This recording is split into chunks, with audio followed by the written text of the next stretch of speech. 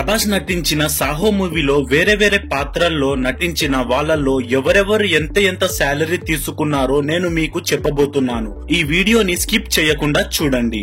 మొదటి స్థానంలో మన రెబల్ స్టార్ ప్రభాస్ వచ్చేసి 30 కోట్ల రెమ్యునరేషన్ వరకు తీసుకున్నారు అని అప్డేట్. రెండవ స్థానంలో బాలీవుడ్ హీరోయిన్ శ్రద్ధా కపూర్ తాను నటించినందుకు 9 కోట్లు తీసుకుంది.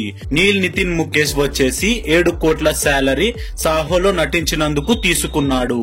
ఇక 4వ స్థానంలో ఉన్నది అరుణ్ విజయ్.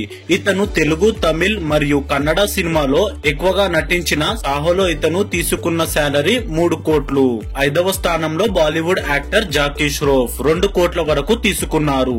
6వ స్థానంలో మహేష్ మజ్రేకర్ ఇతను 1,70,00,000 తీసుకున్నారు. 7వ స్థానంలో ఉన్నది చంకీ పాండే ఇతను 50 లక్షలు శాలరీ తీసుకున్నాడు. 8వ స్థానంలో ఉన్నది ఆదిత్య శ్రీవాస్తవ.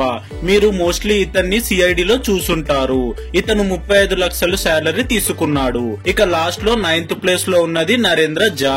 ఇతను 20 లక్షలు శాలరీ తీసుకున్నాడు. ఇక మిగతా సెలబ్రిటీస్ చెప్పాలంటే కమెడియన్స్ మరియు సైడ్ క్యారెక్టర్స్ గా నటించిన వెన్నెల కిషోర్, మురళీ శర్మ, మందిరా బేడి ఇలా మొదలగు యాక్టర్స్ 2 నుండి 15 లక్షల వరకు శాలరీ తీసుకున్నారు. మరిన్ని ఇటువంటి మూవీ స్టార్ శాలరీ రెమ్యునరేషన్ కోసం మన ఛానల్ ని సబ్స్క్రైబ్ చేసుకోండి.